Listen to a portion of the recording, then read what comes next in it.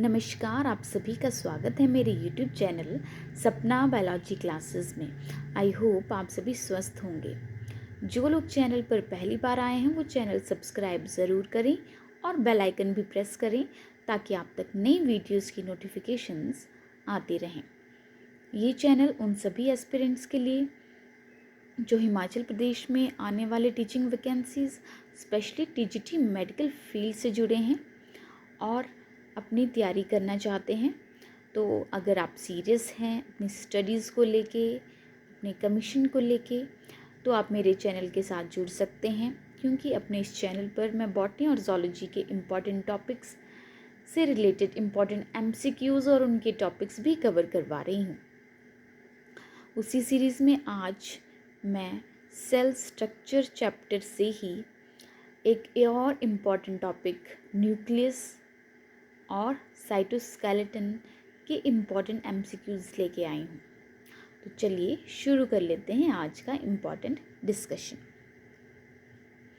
सबसे पहला क्वेश्चन है, nucleus were discovered by. Nucleus किसने डिस्कवर किए थे? इस क्वेश्चन का आंसर हो जाएगा Robert Brown. Option C is the right answer. मैंने प्रीवियस वीडियोस में आपको बताया है कि जितने भी इम्पॉर्टेंट ऑर्गेनील्स हैं उनकी डिस्कवरी को लेके क्वेश्चंस अक्सर पूछे जाते हैं, तो आप इसे ज़रूर याद रखें। बार बार अगर आप एक पेज पे ये लिख लेंगे कि कौन सा डिस्कवरी कौन से साइंटिस्ट से रिलेटेड है और किस चीज़ को रिलेटेड है, तो आप कंफ्यूज नहीं होंगे उसको लेके और आपको ये क्वेश्चन अच्छे से अटेम्प्ट हो सकेगा। तो बार बार इनको याद रखें। जिससे यहाँ पे रॉबर्ट हुक और रॉबर्ट ब्राउन दिया है, तो कई बार स्टूडेंट्स कंफ्यूज हो सकते हैं रॉबर्ट हुक और ब्राउन के बीच में। तो रॉबर्ट हुक मैं बता दूँ उन्होंने सेल की डिस्कवरी की है, रॉबर्ट ब्राउन ने न्यूक्लियस की डिस्कवरी की है। नेक्स्ट क्वेश्चन देख लेते हैं। Name the control centre of the eukaryotic cell. Eukaryotic cell के कंट्रोल सेंटर को क्या बोला जाता है? न्यूक्लियस बोला जाता है, राइबोसोम बोला जाता है, साइटोप्लाज्म बोला जाता है या गोल्जी कॉम्प्लेक्स? तो मैं आपको बता दूं कि जो सेल है उसका जो कंट्रोल सेंटर है, जहाँ से पूरा कंट्रोल होता है, जैसे ह्यूमन बॉडी में ब्रेन पूरा कंट्रोल करता है बॉडी को, है ना, तो वैसे ही जो सेल है उसको कंट्रोल करने वाला जो सेंटर है उसका नाम है न्यूक्लियस। ठीक है, नेक्स्ट क्वेश्चन देख लेते हैं। By nucleate condition is found in which of the following. आपको ये बताना है कि इनमें से कौन से ऑर्गेनिज्म में बाई न्यूक्लियेट कंडीशन देखी जा सकती है, मतलब कि उसमें दो न्यूक्लियस पाए जाते हैं। ऑप्शंस देख लेते हैं। पैरामीशियम, अमीबा, साइनोबैक्टीरिया और स्लाइम मोल्ड। तो बाई न्यूक्लियेट कंडीशन देखी जा सकती है ऑप्शन ए पैरामीशियम। ठीक है, नेक्स्ट क्वेश्चन देख लेंगे। A multinucleate cell is. Multinucleate cell को क्या बोला जाता है? सिनोपियम, सिनोसाइट, सिनकाइट्रियम या नन ऑफ दीज? तो मल्टी न्यूक्लियेट सेल को बोला जाता है coenocyte. Option C right answer हो जाएगा। यहाँ पे सिनकाइट्रियम भी दिया है। तो मैं आपको ये बताऊं कि जो एनिमल सेल है उसमें जब मल्टी न्यूक्लियेट कंडीशन होती है तो उसे सिनकाइट्रियम बोला जाता है, और अगर प्लांट सेल में मल्टी न्यूक्लियेट कंडीशन पाई जाएगी तो उसे सिनोसिटिक सेल बोला जाएगा।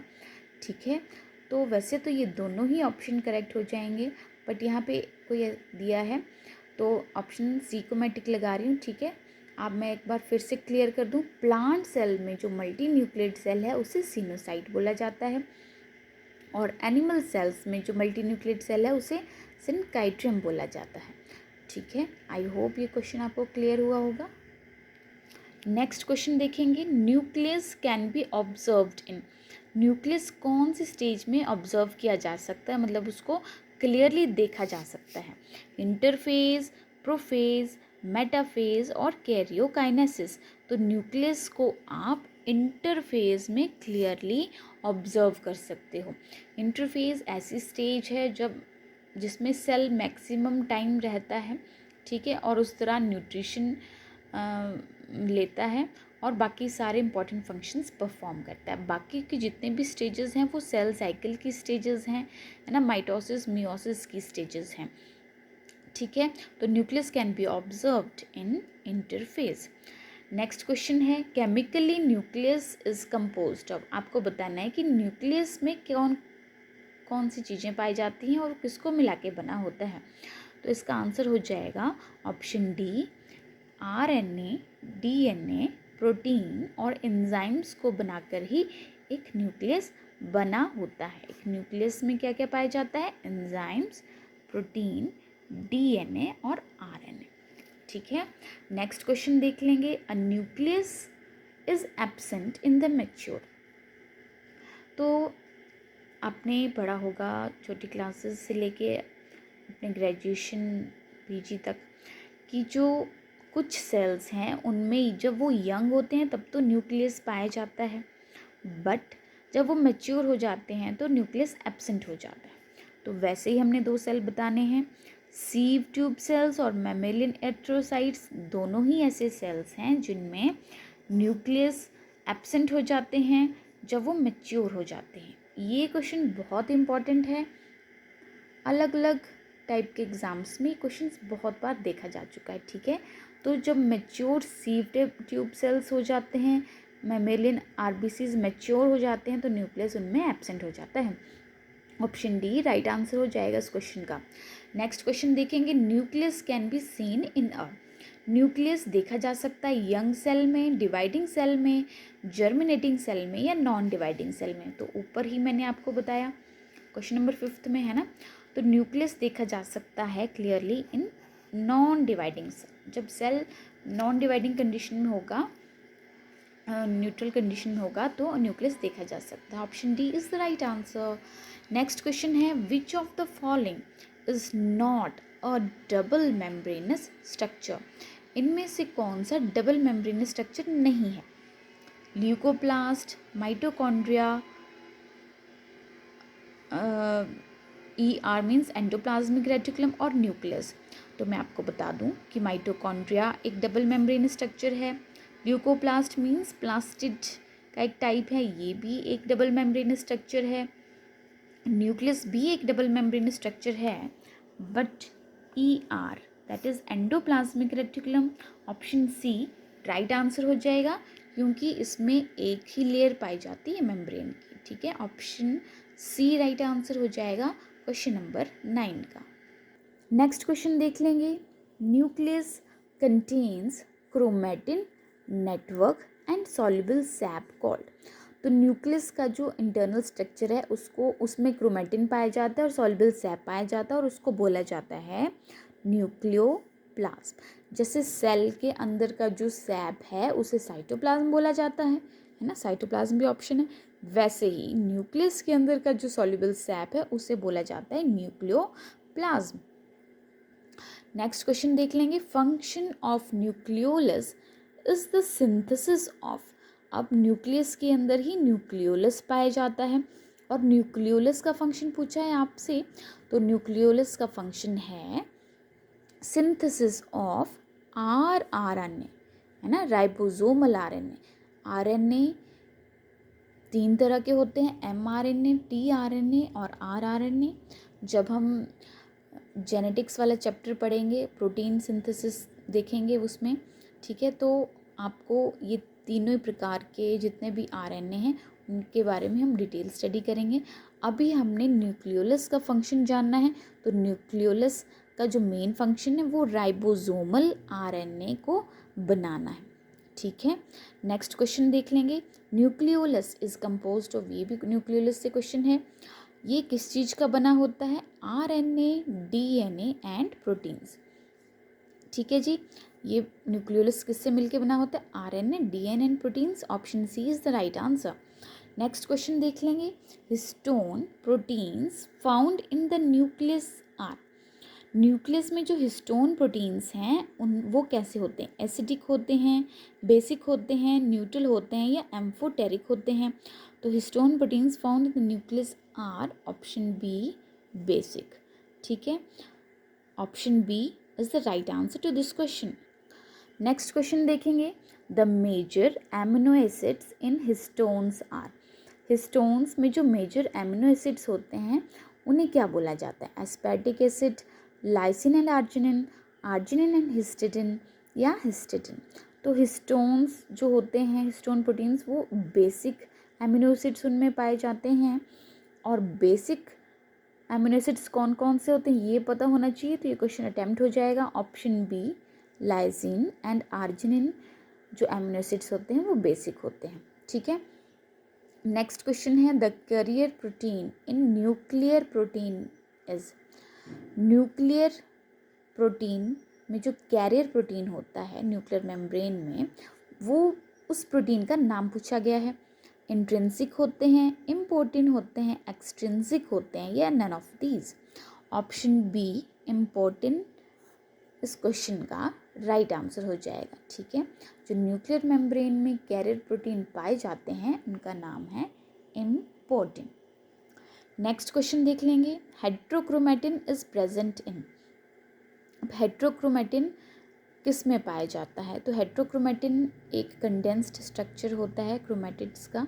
ठीक है, और ये क्रोमोसोम से रिलेटेड स्ट्रक्चर हैं जो लेटर स्टेजेस में विजिबल होते जाते हैं। ठीक है, तो क्रोमेटिड का भी पार्ट हो सकते हैं, ये सेंट्रोमियर का भी पार्ट होते हैं और न्यूक्लियोलस का भी पार्ट होते हैं। वैसे तो ये क्वेश्चन थोड़ा सा इसमें ऑप्शंस गलत दे दिए मैंने। हेट्रोक्रोमेटिन जो है वो पाया जाता है, क्रोमेटिड में भी पाया जाता है, सेंट्रोमियर में भी और न्यूक्लियोलस में। तो इसमें अगर ऑल ऑफ दीज ऑप्शन होता तो वो राइट करेक्ट आंसर हो जाता उसका, ऑप्शन सी को छोड़ के। ठीक है, तो इस क्वेश्चन को थोड़ा मैं अभी रहने देती हूँ। इसका जो हेट्रोक्रोमेटिन है वो मैं आपको अगर बताऊँ तो क्रोमेटिड, सेंट्रोमियर और न्यूक्लियोलस तीनों में ही पाया जाता है। तो इसमें ऑप्शन मैंने थोड़ा गलत दे दिए हैं। ठीक है, तो नेक्स्ट क्वेश्चन कर लेंगे, nucleus is enclosed in. Nucleus किस में एनक्लोज्ड होता है? Double non porous layer, double porous layer, single non porous layer या सिंगल पोरस लेयर। तो न्यूक्लियस के अराउंड डबल लेयर पाई जाती है और वो पोरस लेयर होती है। ऑप्शन बी इस क्वेश्चन का राइट आंसर हो जाएगा। नेक्स्ट क्वेश्चन देख लेंगे, हेट्रोजोम इज कॉल्ड। हेट्रोजोम को क्या बोला जाता है? Somatic chromosome, B chromosome, sex chromosome या जॉइंट क्रोमोजोम। तो हेट्रोजोम को बोला जाता है ऑप्शन सी, सेक्स क्रोमोजोम। मैं आपको बता दूं कि जो ह्यूमन बींग्स हैं उनमें जो नंबर ऑफ क्रोमोजोम्स होते हैं वो 46 होते हैं, जिसमें 22 पेयर्स होते हैं ऑटोजोम्स और 1 पेयर होता है हेट्रोजोम। और हेट्रोजोम को बोला जाता है सेक्स क्रोमोजोम। ठीक है, ये चीज़ ज़रूर ध्यान दें, कई बार क्वेश्चन ऐसे आ जाएगा सेक्स क्रोमोजोम को और क्या बोला जाता है, तो उनको हेट्रोजोम बोला जाता है। ठीक है, और जो दूसरे क्रोमोजोम्स होते हैं जो 22 पेयर ऑफ क्रोमोजोम्स, उनको ऑटोजोम्स बोला जाता है। ठीक है जी, नेक्स्ट क्वेश्चन कर लेंगे, tips of chromosomes are called. Chromosome के टिप्स को क्या बोला जाता है? क्रोमोजोम्स के टिप्स को बोला जाता है टीलोमेयर। ठीक है, नेक्स्ट क्वेश्चन कर लेंगे, nuclear membrane is in continuous with SER, RER, lysosome या गोल्जी अपरेटस। न्यूक्लियर मेम्ब्रेन जो है वो किसके साथ कंटिन्यूटी में होता है? एंडोप्लाज्मिक रेटिकुलम के साथ होता है, बट उसमें भी 2 टाइप्स के होते हैं, तो वो उसमें से रफ एंडोप्लाज्मिक रेटिकुलम के साथ कंटिन्यूटी में होती है न्यूक्लियर मेम्ब्रेन। नेक्स्ट क्वेश्चन करेंगे, chromosome number in fruit fly drosophila melanogaster is. Fruit fly drosophila में क्रोमोसोम नंबर कितना होता है? That is 8। Option A is the right answer. Next question देखेंगे, who coined the term chromosome for first time. Term chromosome सबसे पहले किसने दी? Huxley ने, Fleming ने, वोल्डेयर ने या जोहानसन ने? तो ऑप्शन सी, वोल्डेयर ने ही सबसे पहले क्रोमोसोम टर्म दी है। ठीक है, Waldeyer has given the term chromosome for the first time. Next question देखेंगे, terminal end of a chromosome is called. ये क्वेश्चन रिपीट हो गया है। क्रोमोसोम के टर्मिनल एंड को बोला जाता है टीलोमियर। ठीक है, नेक्स्ट क्वेश्चन देखेंगे, chromosomes having centromere in middle is. जब सेंट्रोमियर मिडिल में होता है तो उन क्रोमोसोम्स को क्या बोला जाता है? उनको बोला जाता है मेटासेंट्रिक। बहुत ही आसान क्वेश्चन है, कई बार क्वेश्चन ना भी आए तो टर्मिनोलॉजी से आप क्वेश्चन अटेम्प्ट कर सकते हैं, ठीक है। तो मेटासेंट्रिक क्रोमोसोम्स ऐसे क्रोमोसोम्स होते हैं जिनमें सेंट्रोमियर मिडिल पोर्शन में पाया जाता है। नेक्स्ट क्वेश्चन देखेंगे जो कि लास्ट क्वेश्चन है इस वीडियो का। Arrangement of chromosomes of an individual is. Chromosomes की अरेंजमेंट को क्या बोला जाता है, ये क्वेश्चन है। ऑप्शन देखेंगे जीनोटाइप, फिनोटाइप, कैरियोटाइप या पेडिग्री चार्ट। तो ऑप्शन सी कैरियोटाइप जो है उसे बोला जाता है arrangement of chromosomes of an individual, ठीक है। कैरियोटाइप इस क्वेश्चन का राइट आंसर हो जाएगा। ये थे कुछ इंपॉर्टेंट एमसीक्यूज टॉपिक न्यूक्लियस से रिलेटेड। अपने नेक्स्ट वीडियो में मैं एक और इम्पॉर्टेंट टॉपिक के ऊपर एमसीक्यूज बना के लाऊंगी, तो बने रहें मेरे चैनल के साथ। और अगर मेरी वीडियोस आपको पसंद आती हैं तो वीडियोस को लाइक शेयर ज़रूर करें। Thank you, have a good day.